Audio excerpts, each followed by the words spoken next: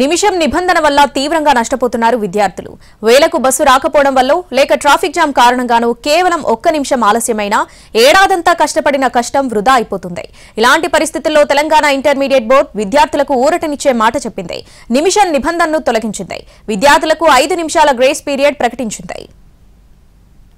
పరీక్షలు అనేసరికి విద్యార్థుల్లో టెన్షన్ ఉంటుంది. ఏడాదంతా పడిన కష్టం ఒకెత్తు, పరీక్షలో అడిగిన ప్రశ్నలకు సరైన జవాబులు రాయకపోతే మంచి మార్కులు రావనే భయం మరో ఎత్తు. దీంతో ముఖ్యమైన సబ్జెక్టుల క్వశ్చన్ పేపర్ ఎలా సెట్ చేశారోననే టెన్షన్ ఉంటుంది. అది చాలదన్నట్లు నిమిషం నిబంధన వాళ్లను మరింత ఆందోళనకు గురిచేస్తోంది. ఉరుకుల పరుగుల మీద ఎగ్జామ్ హాల్కు చేరుకునేసరికి నిమిషం నిబంధన కారణంగా కళ్ళెదుటే గేట్ మూతపడుతోంది. ఇలాంటి సందర్భాల్లో విద్యార్థులు అనుభవిస్తున్న బాధ వర్ణనాతీతం.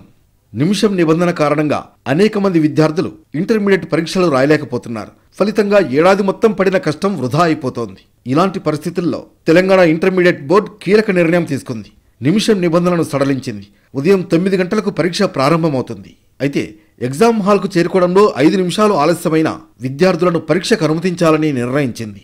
10th ఇంటర్మీడియట్ పరీక్షల నిర్వహణపై జిల్లా కలెక్టర్లు, పోలీస్ కమిషనర్లు, ఎస్పీలతో వీడియో కాన్ఫరెన్స్ నిర్వహించారు చీఫ్ సెక్రటరీ శాంతికుమారి. పరీక్షల నిర్వహణలో అక్రమాలకు పాల్పడితే కఠిన చర్యలు తీసుకుంటామన్నారు. పరీక్ష కేంద్రాల్లోకి ఉద్యోగులెవరూ మొబైల్ ఫోన్లు తీసుకెళ్లడానికి వీల్లేదన్నారు. గత నెల 28న తెలంగాణలో ఇంటర్మీడియట్ పరీక్షలు ప్రారంభమయ్యాయి. ఫస్ట్ ఇయర్, సెకండ్ ఇయర్ కలిపి మొత్తం 9,80,000 మంది విద్యార్థుల కోసం 1521 కేంద్రాలు ఏర్పాటు చేశారు. ఈ నెల 19తో ఇంటర్మీడియట్ పరీక్షలు ముగుస్తాయి.